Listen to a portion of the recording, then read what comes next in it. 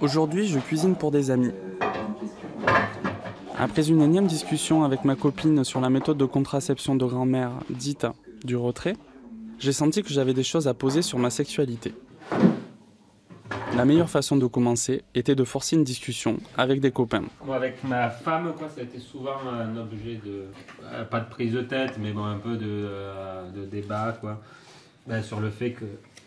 Elle disait que moi-même, j'avais la responsabilité qu'elle prenne la pilule, quoi. Et donc, souvent, elle a oublié la pilule. Et moi, j'étais là, je l'engueulais, mais je le faisais. Tu pourrais y penser quand même, c'est important. Et elle me renvoyait à la tête que j'avais aussi ma part de responsabilité là-dedans.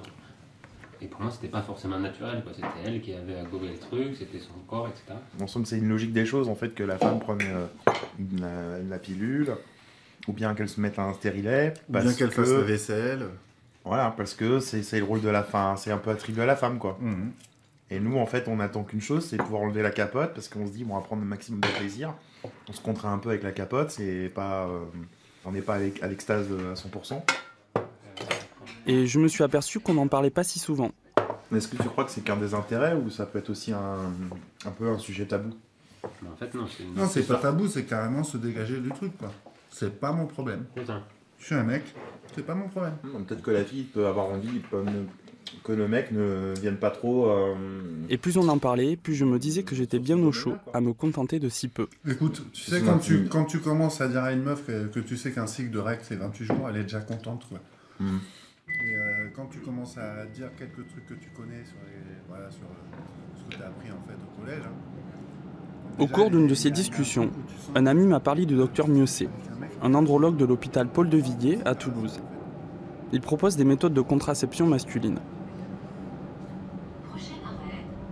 J'habite justement à Toulouse. Je décide d'aller le rencontrer.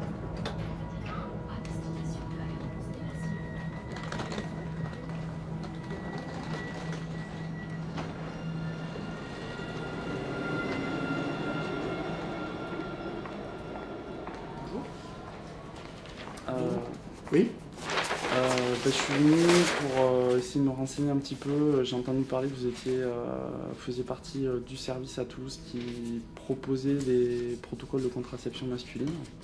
Oui. Notre objectif actuel est de proposer des méthodes de contraception masculine qui puissent permettre dans un couple stable une alternance homme-femme pour que le poids, la charge de la contraception ne repose pas en permanence et tout le temps sur la femme. Du coup, voilà, moi j'aimerais bien me renseigner sur... Et vous utilisez quoi comme moyen de contraception? On a compris qu'on pouvait réduire la fabrication des spermatozoïdes en faisant des injections de testostérone.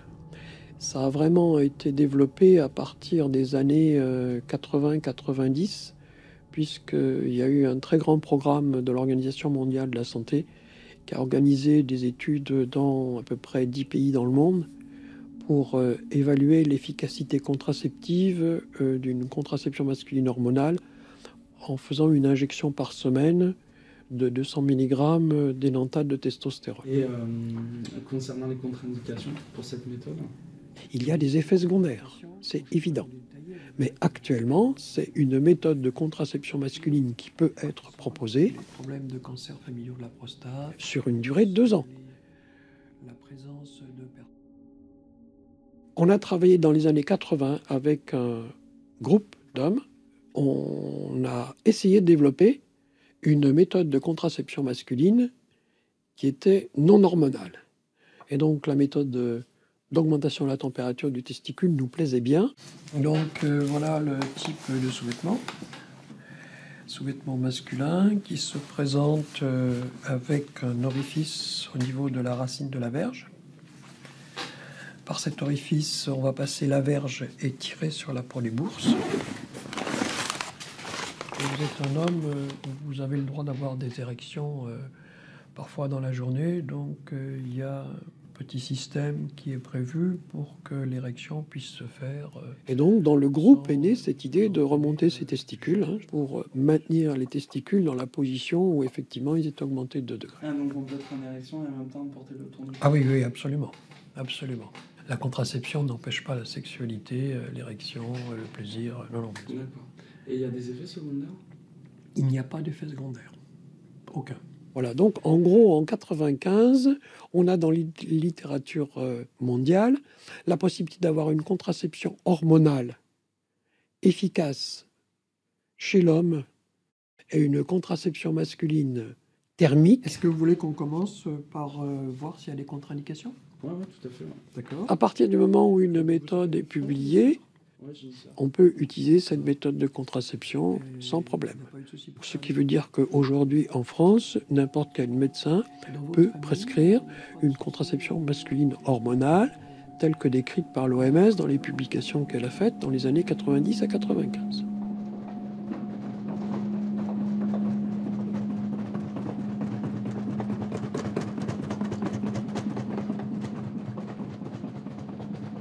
Et si je veux démarrer maintenant, par exemple, qu'est-ce qu'il faut que je fasse? Il faut d'abord faire un examen de sperme.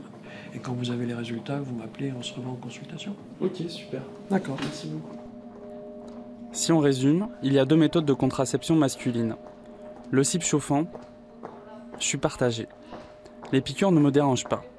Pour moi, ça serait donc l'injection hebdomadaire de testostérone. Attends, mais nous, Jojo et moi, par exemple, on est des hommes modernes, quoi. On n'a jamais entendu parler. Vous n'êtes pas si moderne que ça, au final. Celle-ci est validée par l'Organisation mondiale de la santé depuis 20 ans.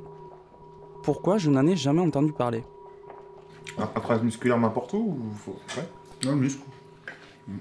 Un peu sur la quéquette, quoi. La quéquette n'est pas un muscle. Ah bon? Un corps qu'aveux. Il y a du... Ah ouais, d'accord. Ouais. Enfin, tapez 9 ou patientez quelques instants pour être mis en relation avec le secrétariat pendant sa période d'ouverture. Durant les horaires de fermeture, vous pouvez joindre un médecin de garde en appelant Allo Docteur au 3966. En cas d'urgence, appelez le SAMU en composant le 15. Oui, bonjour monsieur. Benoît Bory à l'appareil. Je suis journaliste radio pour la chaîne Arte Radio.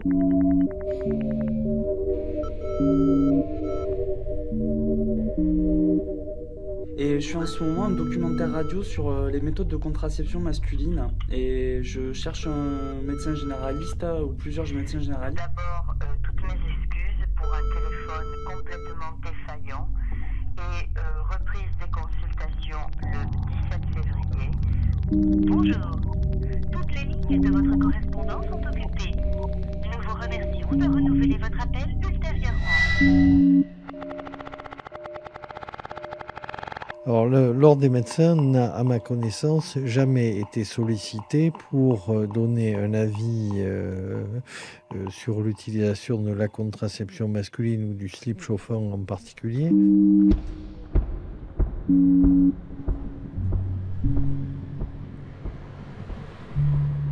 Après plusieurs coups de fil et une rencontre à l'Ordre des médecins de la Haute-Garonne, je n'ai obtenu aucune réponse. Ouais, c'est moi. Ok. Mes parents sont médecins. Je me suis résolu à faire rentrer le sujet dans ma sphère familiale. Ouais, je veux un tout petit verre, moi je t'aime pas trop l'alcool. C'est sur quoi alors? Bah, je vais vous dire, mais je veux pas vous laisser réfléchir dessus. Enfin, c'est. Toi, c'est n'importe quoi? Ouais. Pourquoi? Parce que c'est sur des mythes des boulangers qui étaient, comme disait, impuissants. Ça veut dire quoi? Non, parce qu'ils avaient les testicules chauds et donc la spermatogenèse ne se formait pas, c'est tout. Et ça tient pas la route. Mais sur les injections de testostérone, bien. Non, ça marche pas, ça. Mais pourtant, il y a eu des reculs scientifiques, ça a été Non, je crois préconisé pas. par l'OMS. Non, je crois pas, non. Et dans vos études de médecine, ça se présentait comment? Dans nos études de médecine, on ne parlait jamais de contraception masculine. Non, ni féminine. Jamais. Contraception féminine, à peine. C'est-à-dire, tu te souviens, toi, du cours que vous avez eu Bon, non, on n'a pas eu de cours sur la contraception. Je pense pas. À l'époque, non, il n'y en avait pas. À l'époque, il n'y en avait pas du tout. J'ai compris que je ne trouverais pas de réponse du côté familial. La fin de non-recevoir m'a été signifiée d'entrée de jeu. Il y avait comme un fossé générationnel dans ce dialogue de sourds. Comme si le fait que je me pose des questions sur ma contraception remettait en cause ce que mes parents avaient vécu avec l'usage étendu de la pilule. Il n'y a pas à questionner quoi que ce soit. Tu laisses ta compagne gérer sa fécondité et tu restes en dehors de ça. Je me suis donc à nouveau trouvé seul à me demander où était ma place. Lors de la visite suivante, j'en ai parlé au docteur Mieuxet. Si tu perds tes bijoux de famille, t'es plus un homme. Tu ne pourras plus remplir ce qu'on attend de toi. Tu pourras plus faire d'enfants, Enfin, qu'est-ce que ça veut dire? Donc oui, c'est difficile pour les hommes. Mais c'est difficile pour les médecins aussi de comprendre ça. Si on se considère comme étant un homme parce qu'on bande, on imagine que parce qu'on arrête la spermatogénèse, eh bien on va plus bander. Donc c'est une atteinte à notre virilité, c'est-à-dire notre état d'homme. Donc en fait, les bijoux de famille, c'est un sacré trou noir pour les hommes.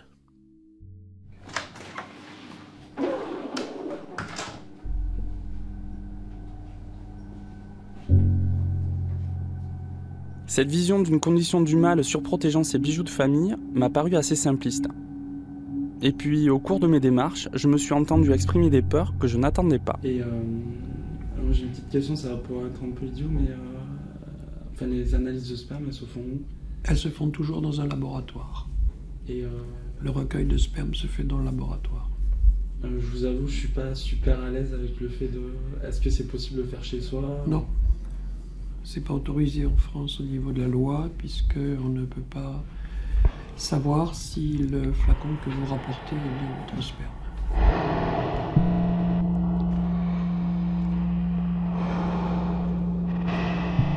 Au premier instant où mes bijoux de famille ont été réellement en jeu, j'ai eu peur.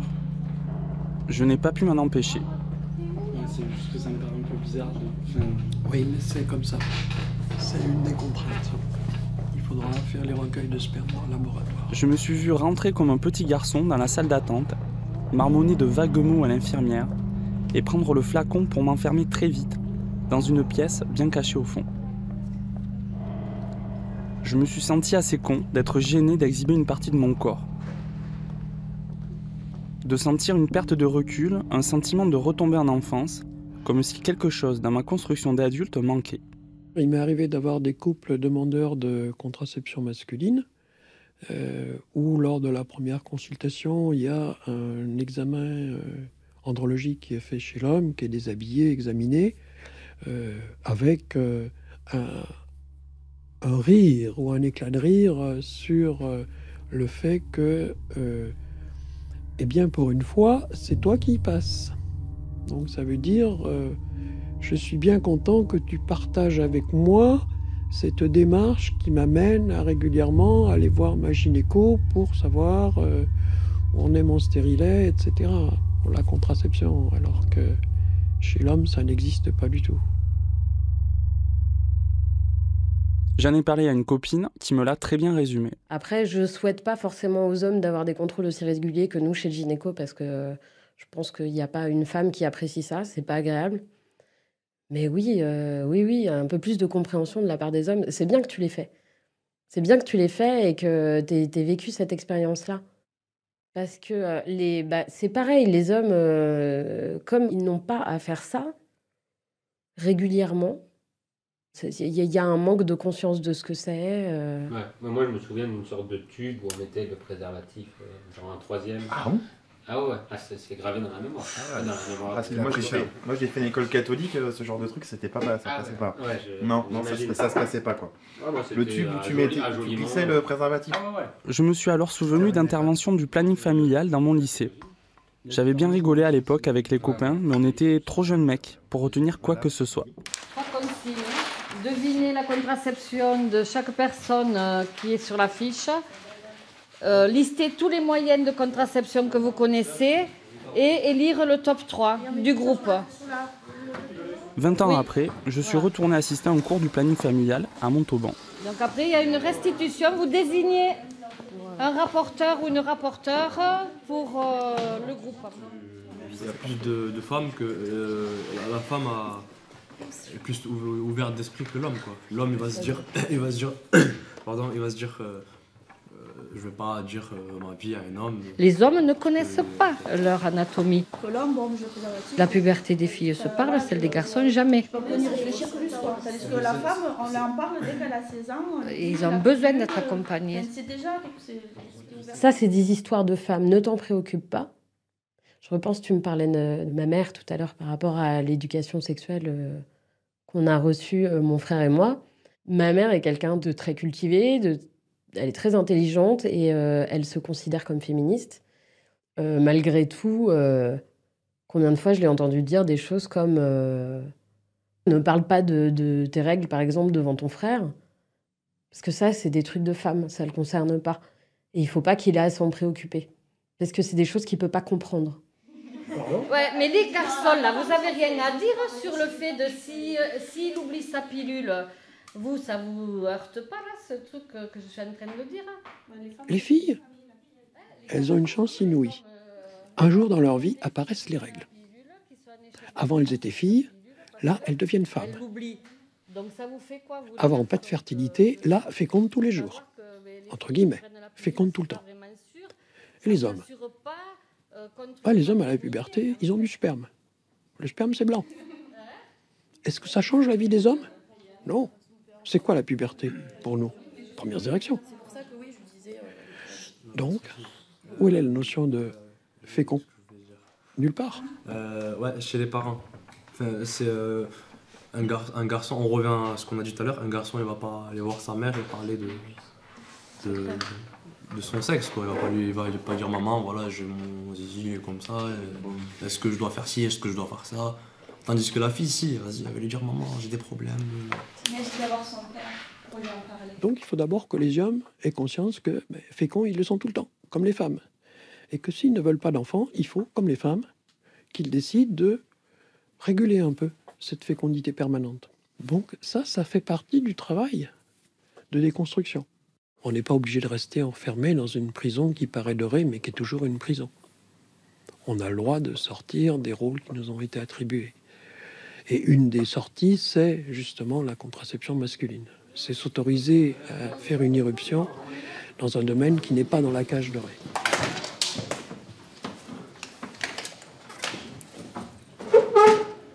Avant de me lancer, j'ai eu envie de rencontrer quelqu'un qui était usager du protocole par injection depuis quelque temps. Poser les dernières questions pratiques, évacuer les ultimes peurs et se préparer à une nouvelle métamorphose. Il y a un autre truc qu'on n'a pas dit. Laisser les bijoux de famille derrière moi. C'est quand même génial comme sensation d'être contracepté. Le docteur Mursi m'a donné le contact d'un homme qui a bien voulu m'accueillir chez lui. Ma copine, elle est super contente. Ouais, je me rappelle du jour où on a eu les résultats. Ça y est, c'est bon. J'ai commencé quelque chose d'assez... En octobre, j'ai été stérile 3 mois plus tard. Je criais, ça y est, je suis stérile. Stérile, enfin, contracepté, disons. Puisque je suis pas stérile, je suis contracepté. Les premières injections, j'étais vraiment comme si j'étais shooté, quoi, comme si j'avais pris du speed ou de la coke, enfin un truc qui me rendait hyper rapide, je parlais tout le temps, je bougeais partout à droite à gauche, j'étais assez excité. Et je pense que c'est aussi dû à une période où mon corps continuait de produire de la testostérone en plus de celle que je prenais. Et que ça, c'est des effets qui ont disparu à peu près en même temps que l'état de contraception s'est avéré. C'est-à-dire qu'au bout de 2-3 mois, j'avais déjà plus ce genre d'effet.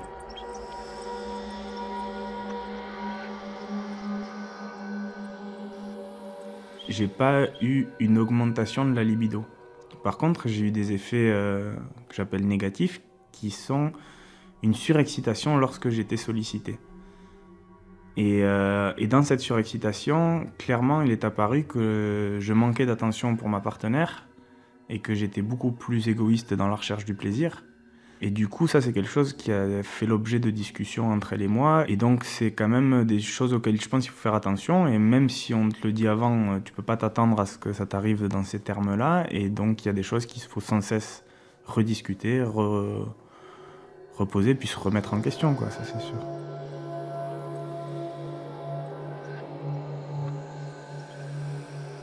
Jamais les gens ne le mettent en parallèle avec la prise d'hormones chez les femmes. C'est-à-dire que de suite, ils disent, mais quand même, tu t'injectes un truc hyper violent. Moi, j'aurais peur, ou j'aurais peur que ça revienne plus. Mais jamais ils se questionnent sur le fait que leur femme ait pris la pilule pendant des années ou leur copine la prenne actuellement.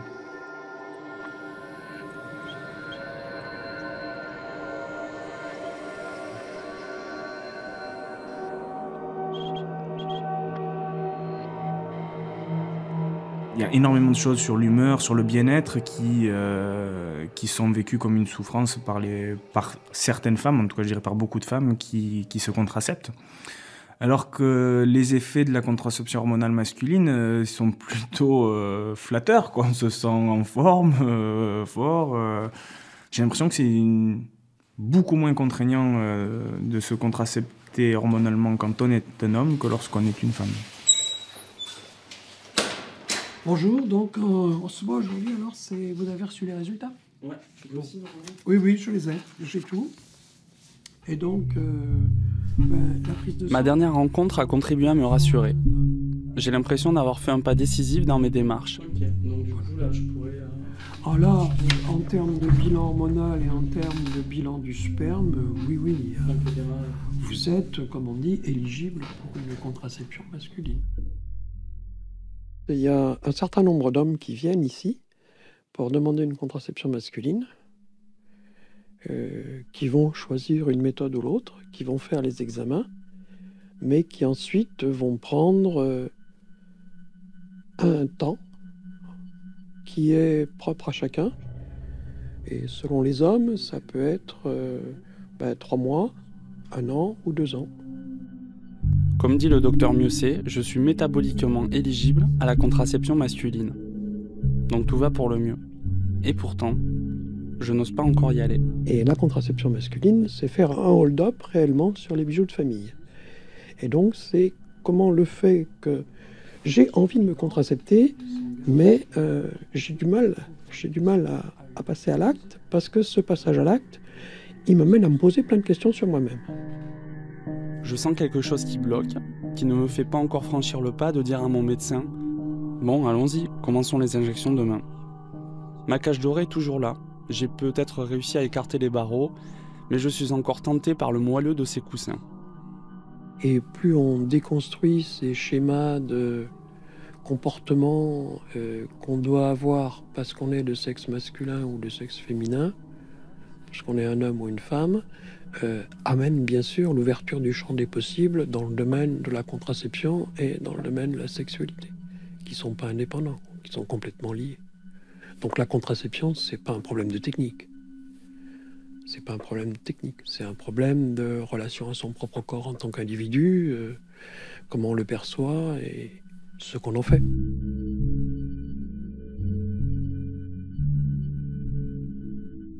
Très souvent, lorsque je parlais de mes démarches à un homme, il se mettait instinctivement la main sur le sexe, comme pour se protéger. Malgré tout ce que j'ai appris, je me rends compte que moi aussi, j'ai cette peur. Bon, merci. Et bien à bientôt. À bientôt, j'espère. Et bonne continuation. Vous aussi. Au revoir. Merci. Au revoir.